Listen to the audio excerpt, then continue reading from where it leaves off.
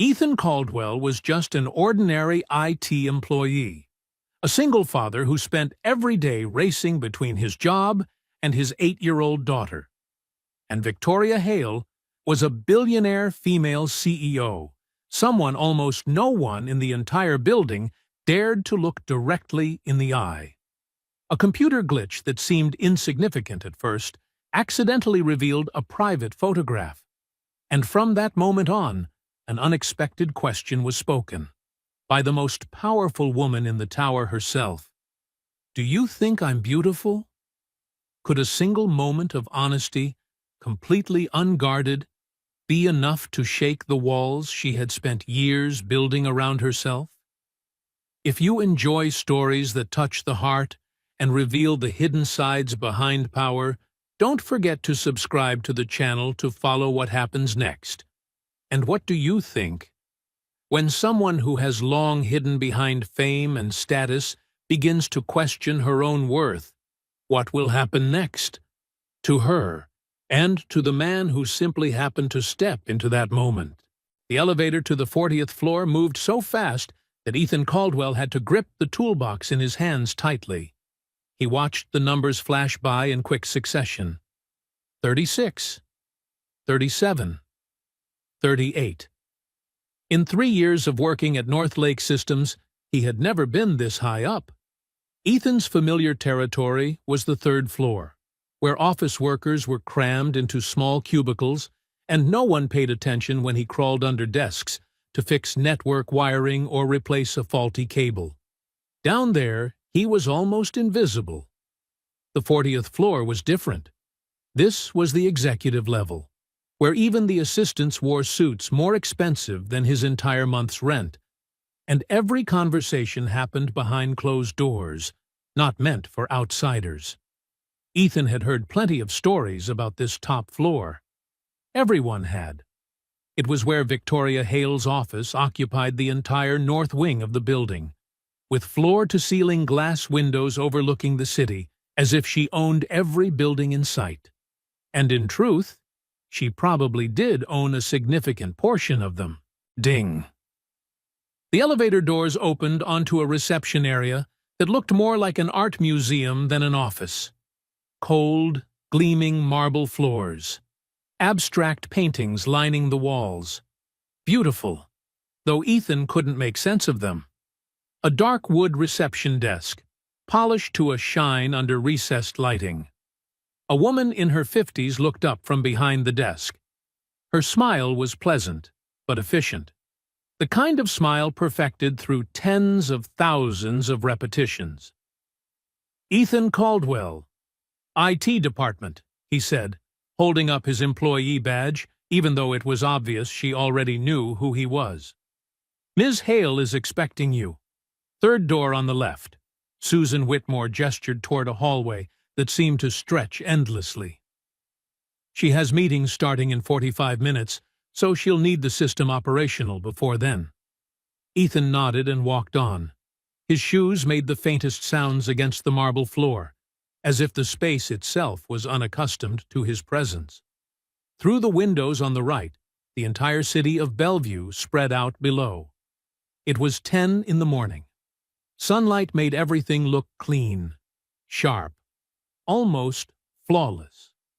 From this height, traffic, noise, and chaos dissolved into something strangely peaceful. Ethan stopped in front of the 3rd door. It was already open. Victoria Hale stood behind her desk with her back to him, a phone pressed to her ear. She was tall, taller than he had imagined from the rare moments he'd seen her in company-wide emails, or striding through the lobby with a silent entourage of assistants trailing behind her. Her black hair was pulled into a bun that looked effortless, though Ethan knew that kind of effortlessness was carefully crafted by a professional. She wore a charcoal gray suit tailored to absolute perfection, clearly custom-made, and without question. "I don't care what the forecasts say," she said into the phone. Her voice was tightly controlled, but Ethan could still hear the sharp edge beneath it. "If the Tokyo office can't deliver the numbers they promised, we restructure." I don't want to hear any excuses." Ethan stood at the threshold, unsure whether he should announce himself or continue waiting. In the end, he chose to remain still, quiet, just as he had always been throughout the years. Victoria ended the call and turned around. For a brief second, her eyes swept over Ethan with an evaluative look that made him feel like a balance sheet being reviewed. Then something in her expression subtly shifted, less sharp, almost imperceptibly so. "You're from IT," she said, not a question. "Yes, ma'am. Ethan Caldwell. I received the call about the system issue. It froze during a video meeting 20 minutes ago. Didn't restart properly." She gestured toward the massive desk, where 3 screens sat dark and lifeless. "I have presentations to review before investor meetings this afternoon." "Let me take a look," Ethan said, moving toward the desk. He set his toolbox carefully in the corner, taking care not to disturb the neatly arranged stacks of documents on the surface, everything radiating an air of absolute control. Victoria stepped back to give him space, but she didn't leave. She stood near the window, arms crossed, watching in silence. Ethan tried to ignore the feeling of being observed. He was used to working with people hovering behind him, asking how much longer it would take, or re-explaining the problem as if he hadn't understood it the first time. But Victoria was different. She said nothing. She simply watched, with the same intensity she had likely carried into thousands of boardrooms before. Ethan powered the system down completely, checked the connections, then initiated a hard reboot. The screens flickered on one by one. He monitored the startup sequence, waiting for any error messages or warning signs. The main screen loaded her desktop. Clean, organized. Folders labeled by project names and dates. Nothing personal, except the wallpaper began to appear. Ethan's hand froze on the keyboard. It wasn't supposed to show like this. Normally, the system would go straight to the login screen, but something in the malfunction had disrupted the sequence, and now the wallpaper filled the central display in full resolution. It was a photograph of Victoria, standing beside a lake. She was wearing jeans and a simple white shirt, standing on a wooden dock, endless water stretching behind her. There was no makeup that Ethan could discern. Her hair fell naturally around her shoulders. She was smiling, not the controlled smile from corporate portraits, but something genuine, unguarded. Sunlight touched her face in a way that made her look younger, softer, more human. Ethan reached for the keyboard, intending to close it quickly, return to the login screen, and pretend he had never seen anything. "Stop!" Victoria's voice cut through the quiet room. Ethan's hand halted mid-motion. He looked up and realized she was standing much closer than before. Close enough for him to catch the exact moment her expression shifted, from neutral observation to something harder to read. She was staring at the screen, at the image of herself reflected there. "You've seen it," she said. Not a question, just an acknowledgement. Ethan wanted to lie.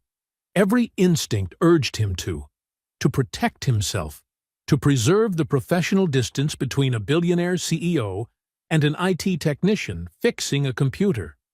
But something in her voice, in the way she looked at the photograph as if she had forgotten it existed, stopped him. "Yes," he said. "I'm sorry. The system loaded incorrectly. I didn't mean to." "I know you didn't." Victoria stepped closer to the desk, her eyes still fixed on the screen. "It was taken 3 years ago. I forgot I'd set it as my wallpaper." Ethan didn't know what to say, so he remained silent. Victoria turned to look directly at him, and this time he saw something in her eyes he hadn't expected. Not anger, not embarrassment, but curiosity, mixed with something he couldn't quite name. "What do you think?" she asked. "Sorry?" "About the photograph," she said slowly. What do you think when you see it? Ethan felt as though he had stepped into a conversation conducted in an entirely different language. Executives didn't ask IT technicians for opinions on personal photos. They barely acknowledged IT technicians existed, unless something was broken. I don't think my opinion matters, Ms. Hale, he replied cautiously. But you have one. She tilted her head, studying him with the same intensity she'd shown when he first entered the room. Everyone has an opinion. They just usually don't say it. Ethan looked back at the photograph, at the woman standing by the lake in simple clothes, without an entourage, without an audience. It's a beautiful picture, he said at last.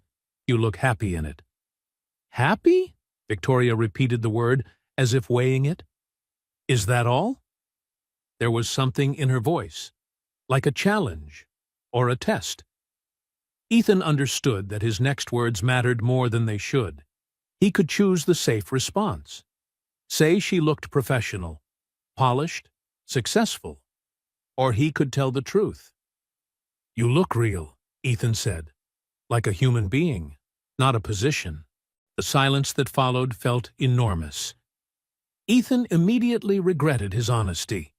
He had crossed a line, said something too personal, revealed too much of what he truly thought. He waited for her to ask him to leave, waited for a complaint email to be sent to his supervisor, waited for a cold reminder that he was here to fix computers, and nothing more.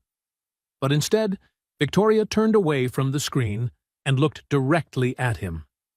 The expression on her face was completely unreadable. Do you think I'm beautiful? The question dropped into the room like a heavy object hitting the floor. Ethan stared at her, convinced he had misheard. I'm sorry. What? It's a simple question. Victoria's voice was calm, almost as if she were asking about quarterly financial forecasts. In that photograph, do you think I'm beautiful? Ethan's mind raced through every possible reaction. This had to be a test, or a trap. Executives didn't ask employees questions like this. It violated every unspoken rule about professional boundaries and power. But she was waiting for an answer. And something in her eyes told him. She would know immediately if he lied. Yes, Ethan said quietly, you are beautiful in that photograph, but not because of anything related to your appearance. Victoria's eyebrow lifted slightly. Explain that. You look peaceful, Ethan said, and the words began to come more easily now that he had chosen honesty. As if you were exactly where you wanted to be, doing something you chose for yourself. That's what makes the picture beautiful, he continued. Not your face, not the clothes, not anything else. Just, you look like yourself. The silence stretched again. Victoria stood very still, her face revealing nothing. Ethan couldn't tell whether he had said exactly the right thing, or made a serious mistake. Then something changed. The mask of control she had worn since the moment he entered the room cracked, just slightly, revealing something beneath it that looked almost like relief. No one has said that to me in a very long time, she said softly, that I look like myself. Ethan didn't know how to respond, so he stayed silent. Victoria turned back toward the window, re-establishing distance between them. When she spoke again, her voice had returned to its familiar control, but something in it was different, less certain. Complete the login sequence. I need access to those files before the meetings. Yes, ma'am. Ethan turned back to the computer. His hands moved automatically through the familiar steps, bringing up the login screen, entering administrative credentials, resetting the session. The photograph disappeared, replaced by the company's standard interface. When the desktop appeared, clean, orderly, entirely professional, Ethan stepped back. Everything is functioning normally now. If you encounter any further issues, Just contact the help desk. They'll send someone up." "Thank you, Mr. Caldwell." Ethan packed up his toolbox and walked toward the door. He was almost in the hallway when her voice stopped him. "Ethan." He turned back. Victoria was still standing by the window, outlined by the morning sunlight streaming through the glass. "Thank you for being honest with me," she said. "Most people aren't." Ethan nodded, unsure what to say. Then he left, closing the door softly behind him. The elevator ride back down to the third floor felt completely different from the ride up. Ethan couldn't shake the feeling that something had changed, though he couldn't name what it was. He replayed the conversation in his mind, analyzing every word, trying to understand what had really happened in that high-floor office. When he returned to his desk, his phone buzzed with 3 new support tickets. Someone's printer was jammed. Someone else couldn't access their email. Familiar problems. Familiar work. But Ethan couldn't stop thinking about the photograph by the lake, about the question Victoria Hale had asked him, and about the way she had looked at herself, as if she had forgotten that version of herself ever existed. He spent the rest of the day moving between floors, fixing computers, resetting passwords, explaining for the 100th time that turning it off and on again really did solve most problems. At 3 p.m., his daughter, Lucy, texted to remind him about the parent-teacher meeting that evening. He replied with a thumbs-up emoji and a promise to pick her up on time. An ordinary day. An ordinary life. Ordinary problems. Except for one thing. Ethan couldn't forget the way Victoria Hale had looked at the photograph of herself, as if she had only just remembered that version of herself had once existed. Ethan picked Lucy up from school at 3:30, just like every day. She climbed into the passenger seat of the 10-year-old Honda, her backpack dragging behind her, her mouth already chattering non-stop about the science project her class would be starting next week. "I already got assigned a partner. Maya said she wants to work with me," Lucy said without stopping to breathe. "That's good, because she's really smart, and she won't make me do all the work like Justin did last time." Ethan pulled away from the curb, listening to half of his daughter's steady stream of words, while the other half of his mind drifted back up to the 40th floor, to the photograph, to the look in Victoria Hale's eyes, to the question she had asked him. "Dad," Lucy said, "are you listening to me?" "I am," Ethan answered quickly. "Maya working with you is great, sweetheart."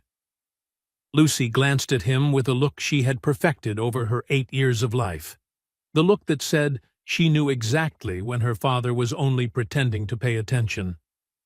"I said Maya might be moving to California," she emphasized. "Her dad got a new job." "Oh." Ethan focused on the road, on the conversation, trying to push Victoria Hale out of his mind. That must be hard. I'm sorry." "It's okay," Lucy said, shrugging. "She hasn't moved yet, and we can still video call." They stopped at the grocery store on the way home. Standing in front of the cereal aisle, Ethan caught his own reflection in the glass. A 35-year-old man, the first strands of gray threaded through dark hair, a wrinkled shirt after a long day of work, tired in a way that sleep alone could not fix. 3 years. 3 years since Linda died.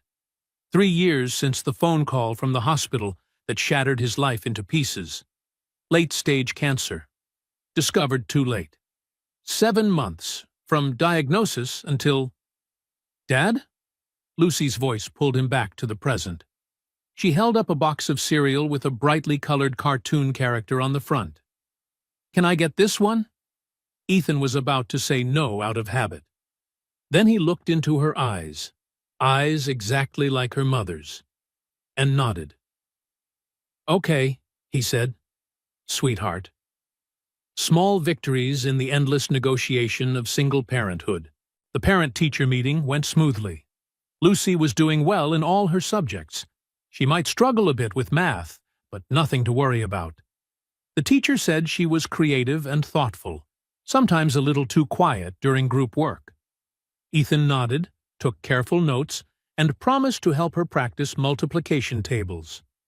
An ordinary evening, a familiar rhythm, a life that appeared completely fine.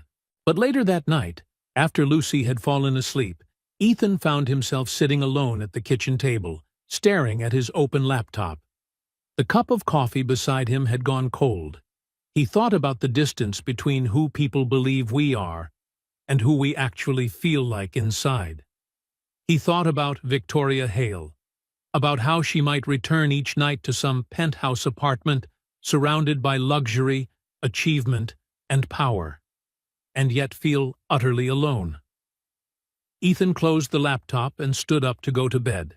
In the darkness of the bedroom, Ethan paused beside the nightstand. There was a photograph there. Linda smiling, holding Lucy when she was 5 years old. A day in the park, before illness arrived and took everything away. "What would you think about this?" he whispered into the darkness. Linda couldn't answer, but Ethan knew. If she were still here, she would tell him to stop living like a shadow, to stop being afraid, to stop making himself invisible.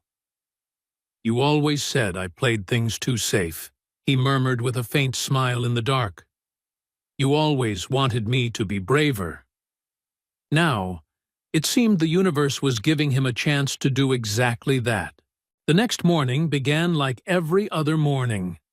Ethan dropped Lucy off at school, drove to North Lake Systems, took the elevator up to the 3rd floor, and sat down at his desk with a list of support tickets already waiting. Paper jam. Password reset. Someone's computer making a strange noise. At 9:45, his desk phone rang. "IT department, this is Ethan." "Mr. Caldwell, this is Margaret Doyle from Executive Administration. Ms. Hale would like to see you in her office at 10 o'clock. The words landed like cold water. Ethan straightened in his chair, his mind immediately jumping to the worst-case scenarios. "Is there a technical issue?" he asked, trying to keep his tone steady. "Ms. Hale didn't specify. She only requested your presence at 10. Ethan stared at the phone for a long moment. Around him, the 3rd floor continued its normal Friday rhythm. Someone was complaining about the coffee machine. Someone else was making weekend plans. He glanced at the clock. 9:46. 14 minutes to figure out what he had done wrong and how to fix it. He replayed yesterday's conversation in his head. He had been honest, perhaps too honest, but she had asked. She had directly asked for his opinion, and he had given it without any ulterior motive, without trying to manipulate or gain anything from it. But maybe that was the problem. Maybe his honesty had been interpreted as disrespect. By 10 o'clock, Ethan had convinced himself he was about to be fired. The elevator ride up to the 40th floor felt longer this time. He watched the numbers climb and tried to prepare himself for the conversation ahead. He had worked at North Lake Systems for 3 years. It was a good, stable job, with benefits. He couldn't afford to lose it. The receptionist recognized him this time and waved him through without checking his badge. Ethan walked down the marble hallway, his reflection moving beside him in the polished floor. Victoria Hale's office door was closed. He knocked twice. "Come in." He opened the door and saw her standing by the window again, looking out over the city. She was wearing a navy blue suit today, another perfectly tailored piece that probably cost more than his car. Her hair was pulled back in the same effortless style. "Close the door," she said without turning around. Ethan closed it. The click of the lock sounded unnaturally loud in the quiet office. "Sit down." There were 2 chairs facing her desk. Ethan chose the one on the left and sat, his hands resting on his knees. He waited. Victoria turned away from the window and walked to the desk, but she didn't sit. She stood behind the chair, her hands resting on its back, looking at him with an expression he couldn't read. "I'm going to ask you a question, and I need you to answer honestly." "Okay," Ethan said, though his mind was racing through possibilities, none of them good. "Yesterday, when you saw that photograph and I asked for your opinion, why did you tell me the truth?" Of all the questions he had expected, that wasn't one of them. Ethan took a moment to consider his answer. "Because you asked," he said finally. "And you seemed like you genuinely wanted to know." Most people, when their CEO asks them a question, tell her what they think she wants to hear. You didn't do that. "No, ma'am." "Why not?" Ethan met her eyes. "Because you probably can tell when people are lying to you. And because I think if you asked the question, you already knew the answer you usually get. Maybe you wanted to hear something different." Something flickered in Victoria's expression. She moved around the desk and sat down, the chair making a soft sound. "Do you know why I founded this company, Mr. Caldwell?" The question caught him off guard. "No, ma'am." "Because I wanted to build something that mattered. Something real." She looked down at her hands, perfectly manicured, resting on the desktop. "I was 24. I had an idea and no money, and people told me it couldn't be done. So I made it possible." Ethan didn't interrupt. He sensed she was going somewhere, and he needed to let her get there. 20 years later, I have everything I wanted. Success, wealth, influence. I sit in rooms with people who control billions of dollars, and they listen when I speak. She looked up at him. "And I can't remember the last time someone spoke to me like I was a human being instead of a balance sheet." The honesty in her voice surprised him. This wasn't the controlled CEO from yesterday. This was something raw, more vulnerable. "Yesterday you saw a photograph of me from 3 years ago. Do you know where it was taken?" "No, ma'am." "A lake near Chilan. I rented a cabin for a week, completely alone. No phone, no meetings, no one needing me to make decisions or approve budgets or solve their problems." She turned back toward the window. "That was the last time I felt like myself." Ethan wanted to say something, but he couldn't find the right words, so he stayed quiet and let her continue. "When you told me I looked like a human being instead of a position, I realized you had identified exactly what I had lost, and I couldn't stop thinking about it all day." Victoria's gaze returned to him, sharp and focused. "I kept replaying our conversation, analyzing it, trying to figure out whether you had some angle, some hidden motive for being honest with me." "I don't," Ethan said gently. "I fix computers. That's my angle." The corner of her mouth lifted slightly, almost a smile. "I know. I had my assistant pull your employee file. 3 years at Northlake Systems. Consistently strong performance reviews. Single father. 1 daughter, 8 years old. You live in an apartment in Riverside, drive a Honda Accord, and have never requested a promotion or a raise beyond the standard annual increase." The fact that she had investigated him should have felt intrusive, but somehow it felt like confirmation that yesterday had affected her the same way it had affected him. "You're invisible," Victoria said. There was no cruelty in it, only observation. "You do your job well, but no one notices you. You move through this building as if you don't exist." "That's accurate," Ethan admitted. "Why?" "Because I have a daughter who needs stability more than I need recognition. Because keeping my head down and doing good work means I keep my job. Lucy keeps her health insurance, and we keep our apartment. That's enough." Victoria studied him for a long moment. Then she opened a drawer in her desk and took out a folder. She placed it on the desk between them. "I'm launching a new internal initiative. A very small, very confidential team. It's focused on restructuring how we approach employee well-being and company culture. I need people on this team who will tell me the truth, not what they think I want to hear. Ethan looked at the folder, but didn't touch it. I want you on the team, Victoria said. At first, her words barely made sense.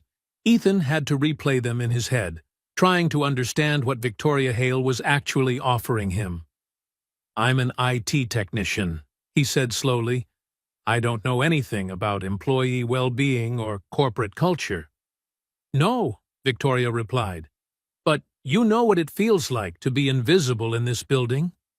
She leaned forward slightly.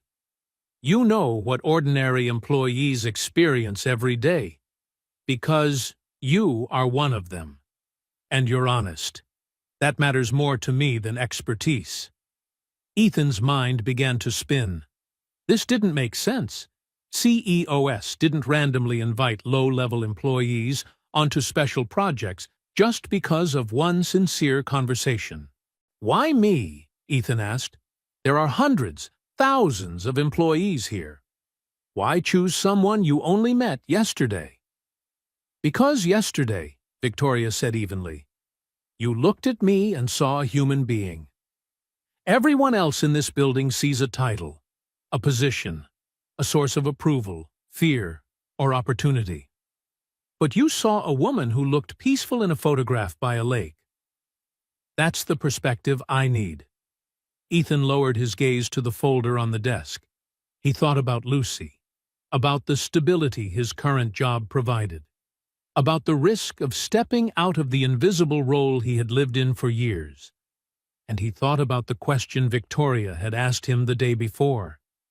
Do you think I'm beautiful? About the way she had looked at him when he answered, as if, for the first time in a long while, someone had told her something real. What would this involve? Ethan asked. Meetings, Victoria replied. 2 or 3 times a week, mostly in the evenings. You'd keep your current position, but this would be additional work. A small team, 5 people, including you, completely confidential. We're trying to identify systemic problems in how this company treats its employees and find real solutions, not surface-level fixes. Would there be additional compensation? Ethan asked directly. Yes, she said. A 15% increase to your base salary, and a completion bonus when the project ends. 15%. The number echoed in Ethan's mind. That was the moment Lucy's college fund stopped being a vague hope and started becoming something tangible. But money wasn't the only thing giving him pause. Stepping out of the shadows, attaching his name to a project led personally by Victoria Hale, would change how people saw him, how they treated him. It would change everything. Can I think about it? Ethan asked. Of course. Victoria slid the folder toward him. Take it with you. Read the project overview. If you are interested, let me know before the weekend. Ethan picked up the folder. It felt heavier than it looked. I'm not trying to pull you out of your comfortable invisibility as a social experiment, Victoria said, her tone softening. I'm asking because I believe you have something valuable to contribute, and because I need people around me who aren't afraid to tell me when I'm wrong. Ethan stood, tucking the folder under his arm. He should have said something appropriate, professional, safe. Thank you for the opportunity. I'll give it serious consideration. But instead, he said, you should go back to that lake someday. Lake Chelan. Victoria looked at him, clearly surprised. You looked happy there, Ethan continued. Like you said, like yourself. Maybe, he paused for a beat. You need that more than another successful project.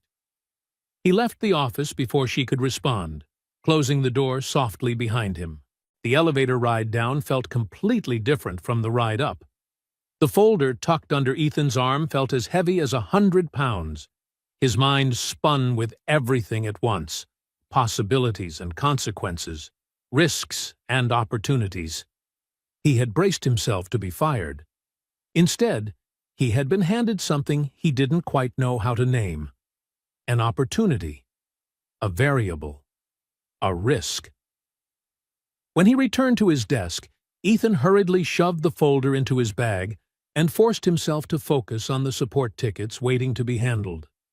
But his thoughts kept drifting back up to the 40th floor, to that office, to that conversation, to the look in Victoria's eyes when he told her she should go back to the lake. At 3:30, Ethan picked Lucy up from school. She talked about her day, and this time he listened. Really listened.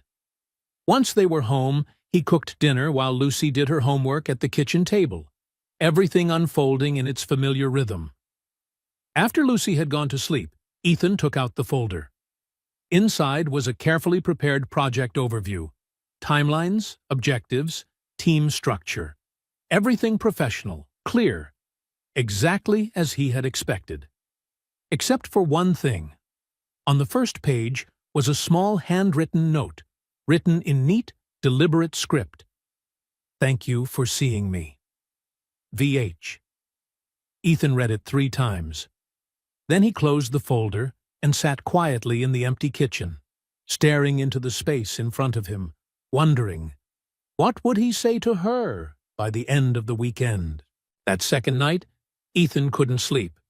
He lay staring at the ceiling, and for the first time in 3 years, he allowed himself to think about Linda.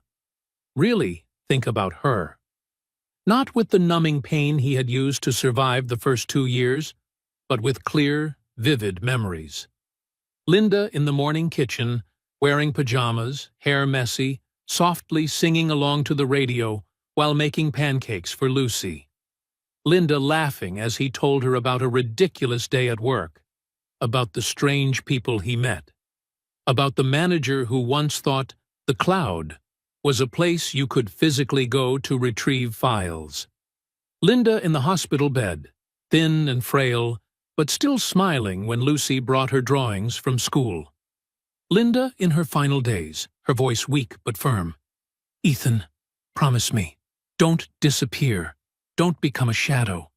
Lucy needs a father who is living, not just existing." He had promised, and then she died, and he had broken that promise. 3 years of being invisible, 3 years of safety, 3 years of fear. The next morning, Ethan stood in the doorway of Lucy's room, watching her sleep. In sleep, Lucy looked heartbreakingly like Linda. The same facial features, the same hair spread across the pillow. On the wall was a drawing Lucy had made the week before. A family, a father, a daughter, and on a cloud, a woman with angel wings. Below it, in colored pencil, Lucy had written, "My family. Mom watches me from above." Something broke open in Ethan's chest. Linda was watching him from above. And what would she think if she saw him living like this? Invisible, safe, afraid. "Don't disappear, Ethan." Ethan gently closed Lucy's door and went back to the kitchen.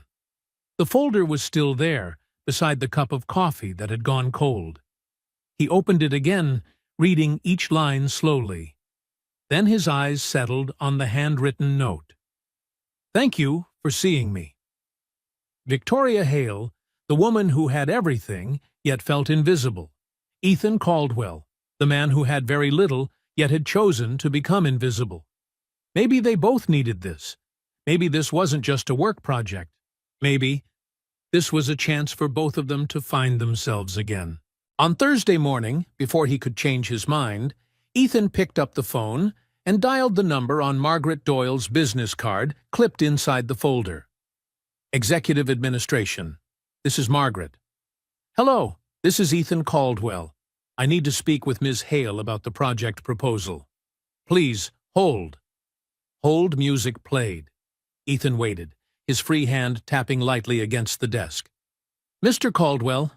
Victoria Hale's voice came through the line, clear and professional. "Have you made a decision?" "Yes, ma'am," Ethan replied. "I'd like to accept the position on the team." There was a very brief pause.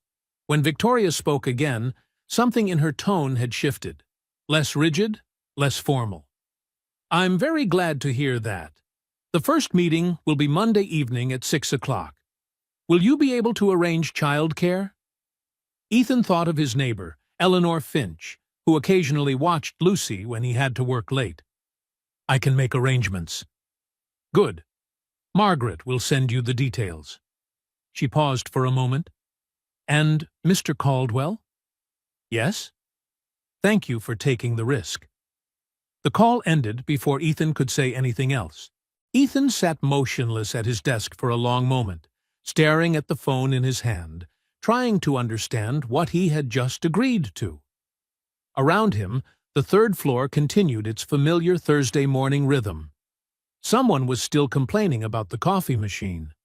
Someone else was talking about weekend plans, ordinary life, ordinary problems. Except for one thing. Ethan's life had just stopped being ordinary. That evening, after dinner, Lucy sat drawing at the kitchen table, colored pencils scattered around her.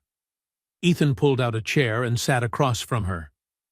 Lucy, I want to tell you something. She looked up, pencil still in her hand. Did I do something wrong? No, not at all, Ethan smiled. I just wanted to say that I'm going to be taking on a new job, kind of like a special project at work. That means, on a few evenings during the week, Mrs. Finch will watch you while I go to meetings.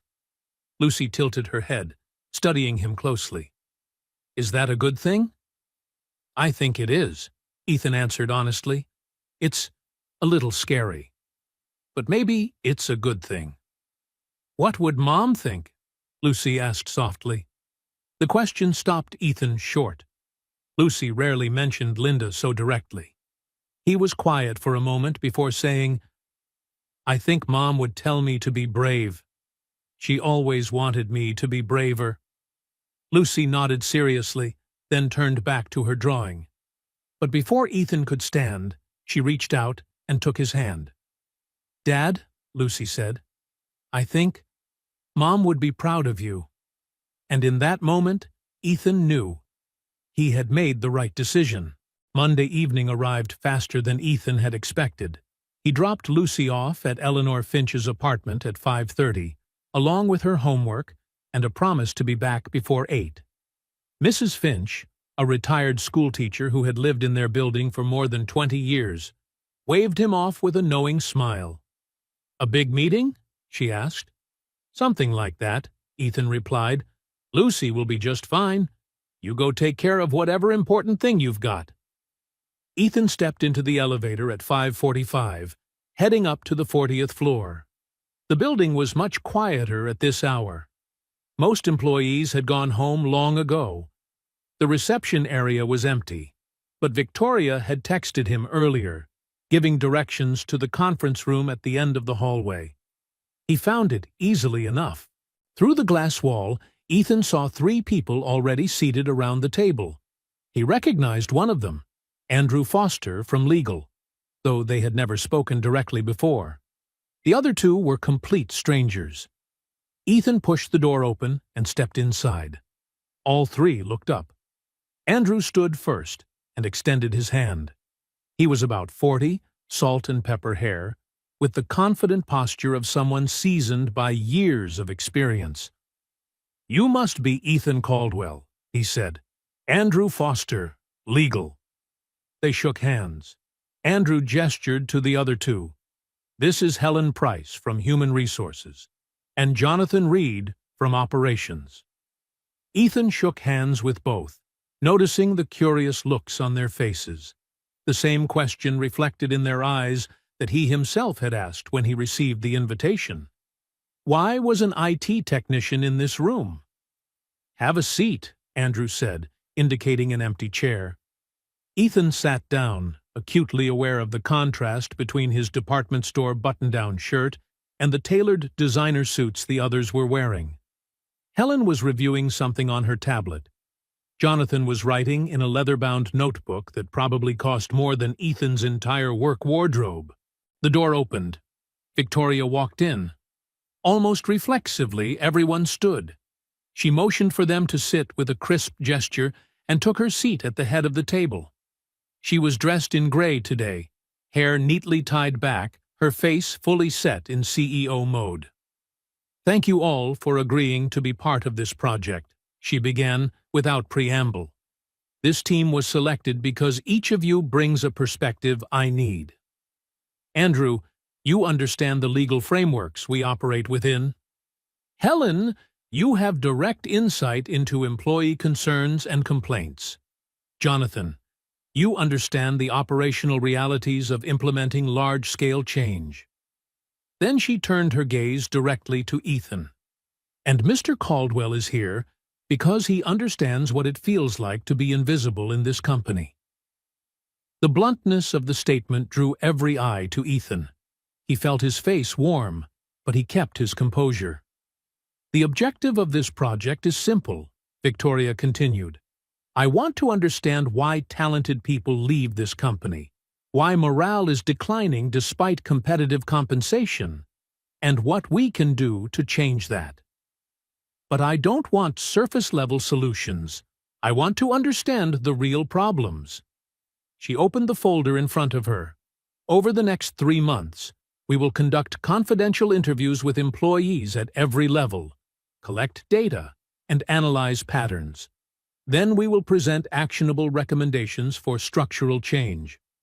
She looked around the table. "This work is absolutely confidential.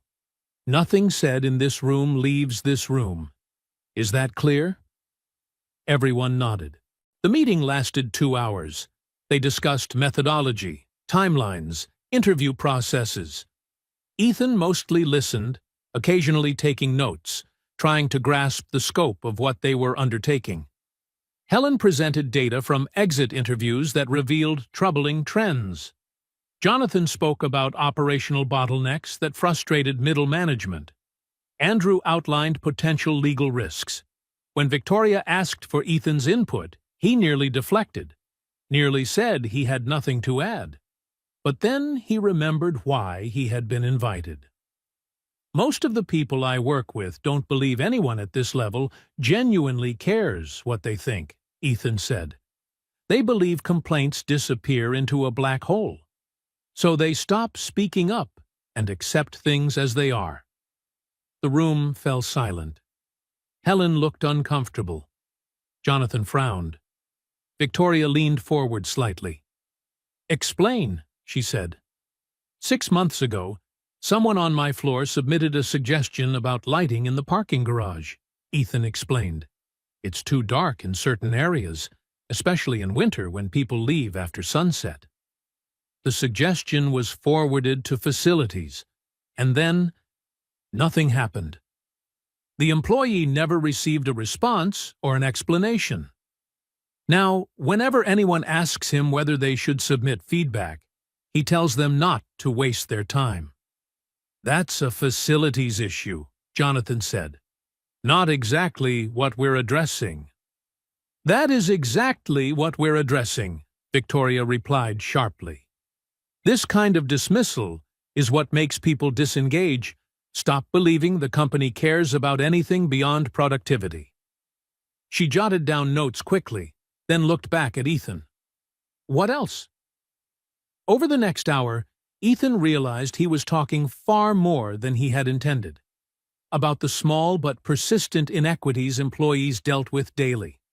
About the way executive assistants treated anyone below a certain pay grade. About how the third-floor break room waited 4 months for a functioning microwave, while the executive floor had full catering service. Some of it sounded trivial, but Victoria dismissed nothing. She probed, asked follow-up questions, demanded specifics. When the meeting ended at 8:15, Ethan was exhausted in an entirely different way. Not physically tired, but drained from being seen, from being heard, from being taken seriously. In a way he hadn't been for years. Everyone else left.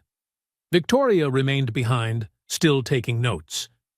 Ethan packed up slowly, unsure whether to leave or wait. "You did well tonight," Victoria said, without looking up. "I mostly complained about parking garage lighting." You identified a systemic issue in how the company handles employee feedback, she replied. That's valuable. She looked up. How does it feel? Uncomfortable, Ethan admitted. Like I'm betraying the people on the third floor by sitting at this table. But you stayed. I stayed. Victoria stood. That discomfort is a sign you're doing something real. The moment you feel comfortable in these meetings is the moment you stop being useful to me. They walked out into the hallway together. The 40th floor was nearly empty now, lit by dim lights and distant machinery hums. How's your daughter? Victoria asked as they headed toward the elevators. She's fine. Just worried about a friend who might be moving to California. That's hard at that age, losing friends. But she's resilient. At the elevators, Victoria pressed the call button. I meant what I wrote in that note, she said, watching the closed doors. About you seeing me. I haven't felt seen in a very long time. Ethan didn't know how to respond. The elevator arrived. They stepped inside and descended in silence. When the doors opened on the third floor, Ethan stepped out. He turned to say goodnight and found Victoria looking at him with an expression he couldn't quite name. Same time next Monday, she said. I'll be here. The doors closed. Ethan went home, lifted Lucy, fast asleep, and carried her to bed, standing there for a long moment watching her. His life had once been simple, invisible but safe, predictable and therefore comfortable. Now he sat at tables with executives, spoke openly about company culture, and was seen by a woman standing at the top of a billion-dollar empire, and just as alone there. Ethan closed Lucy's bedroom door and stood in the dark hallway. Something had changed tonight. Between him and Victoria. Between him and himself. He had stepped out of the shadows, and there was no going back. The weeks that followed unfolded in an entirely new rhythm. Daytime remained the familiar routine. Monday and Thursday evenings were reserved for project meetings. Ethan interviewed employees from different departments, listened to their stories, synthesized their feedback, and brought it back to the conference table. Some of what he heard simply confirmed what he had experienced for years. Some of it genuinely surprised him. At the third meeting, Helen shared turnover data, numbers that left the entire room silent. At the fifth meeting, Jonathan proposed structural changes, and Andrew immediately pointed out potential legal risks. By the seventh meeting, when Victoria asked Ethan what he thought about building an anonymous feedback system, his response reshaped the entire direction of the initiative. Gradually, Ethan stopped feeling like an imposter in those meetings. He began to find his voice, and realized that his perspective mattered not, despite having been invisible, but precisely because of it. And then, in brief moments between professional discussions, he and Victoria began having conversations that had nothing to do with corporate culture. Victoria asked about Lucy, about school, about her science project, about the small things that made her laugh. Ethan asked whether she still thought about Lake Chelan. Victoria spoke about the pressure of board meetings, where everyone wanted something from her, about never being able to turn off, never simply being Victoria, always being CEO Hale. Ethan talked about the exhaustion of single parenthood, about never feeling like he was enough, about the nights Lucy asked about her mother, and him not knowing which words were the right ones to say. They were becoming something neither of them could quite name. Not exactly friends, not merely colleagues, but a connection more honest, more complex than the familiar labels allowed. On a Wednesday morning in the 6th week, Ethan stepped into the elevator at 7 o'clock. Victoria was already there. Alone, she was wearing athletic clothes instead of a suit. Her hair was down, still damp, as if she had just finished a workout. They looked at each other, both surprised. "Mr. Caldwell," she said, her lips curving into a small smile. Ms. Hale, you're in early. Lucy has a math test. She wanted extra practice before school. And you're a good father, for being here at 7 in the morning. So are you. Victoria laughed. A real laugh, not the polished tone of a CEO. I usually get here at 6. I slept in today. The elevator doors closed. It was just the two of them now in the soft light, while the building was still quiet. You look tired, Ethan said, then realized, sorry, I didn't mean… No, you're right. Victoria leaned lightly against the wall of the elevator. I am tired. Board meeting until 11 last night. Then I went home, alone, to an apartment that's too big, and I couldn't sleep. The raw honesty in her voice stopped Ethan short. You need rest, he said quietly. I need… Victoria paused, looking at him. I don't know what I need anymore. The elevator stopped on the 3rd floor. The doors opened. Ethan stepped out, then turned back. You deserve more than this, he said. More than just working and being alone. Someone should tell you that. Victoria looked at him, her gaze softening in a way he had never seen before. Someone just did, she replied softly. The elevator doors closed. Ethan stood alone in the empty hallway, his heart pounding, trying to understand what had just happened. On Thursday evening of the 8th week, after everyone had left, Victoria walked Ethan to the elevators, as she often did after meetings. I'm going back to Lake Chelan next month, she said. The cabin by the lake. 4 days, no phone, no meetings, no one needing anything from me. That's good, Ethan said. You should do that. I wanted you to know why I'll be absent from next Thursday's meeting. The elevator arrived. They both looked at it, but neither stepped inside right away. Thank you, Victoria said quietly, for taking the risk, for being honest, for not treating me like a title. Thank you, Ethan replied, for seeing me, for making me real. She smiled, a smile that reminded him of the photograph by the lake. Then she stepped into the elevator. The doors closed. Ethan stood alone in the empty hallway, understanding that something had changed between them over these past weeks. Something far beyond professional collaboration or mutual respect. A beginning of something neither of them had expected. Ethan took the stairs down to the 3rd floor, gathered his things, and drove home with Lucy. He cooked dinner, helped her with homework, did all the ordinary things that made up his ordinary life. But he no longer felt invisible. And somewhere, 40 floors above, in a room that was far too large, he thought that perhaps Victoria no longer felt entirely alone either. The story does not end with grand declarations or sharp, definitive conclusions. It ends with understanding, with connection, with two people who found something profoundly real in the fragile space between two worlds that once seemed impossible to touch. The project succeeds. The recommendations are implemented. Company culture begins to change, slowly but unmistakably. The parking garage lights are fixed. The microwave on the 3rd floor is finally replaced. An anonymous feedback system is launched, and this time people truly believe that someone is listening. Ethan is no longer the man who passes by without anyone remembering his name. People know who he is now.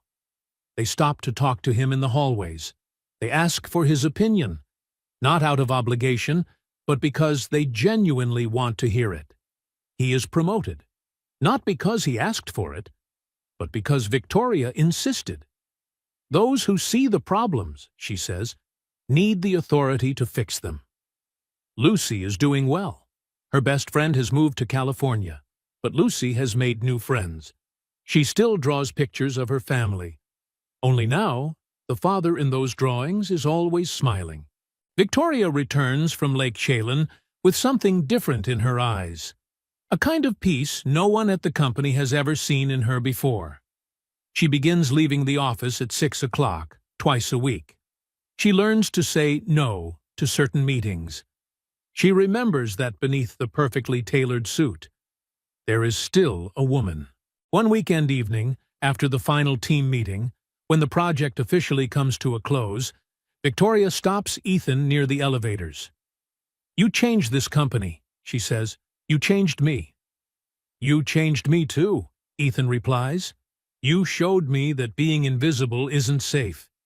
It's just a slow way of disappearing." They stand there in the quiet hallway, where two once parallel worlds have collided and will never be the same again. "I've booked the cabin for 2 weeks next month," Victoria says, her voice softer than he has ever heard it. "There will be fishing. Does Lucy like fishing?" Ethan looks at her, his heart racing with the possibilities opening before him. "I'll ask her," he says with a smile. "Please do," Victoria says. There is something fragile in her eyes, hope, vulnerability, and a long-awaited chance. The elevator arrives. This time they step inside together. As the doors close, Ethan thinks of Linda, of the promise he once made. Don't disappear. Don't become a shadow. He kept that promise. At last, he kept that promise. In life, sometimes all we need is for someone to truly see us. Not for what we own, not for status or power, but for who we are. Ethan Caldwell taught Victoria Hale how to feel human again. Victoria Hale taught Ethan Caldwell how to stop being afraid of living. And sometimes, that is the greatest miracle of all.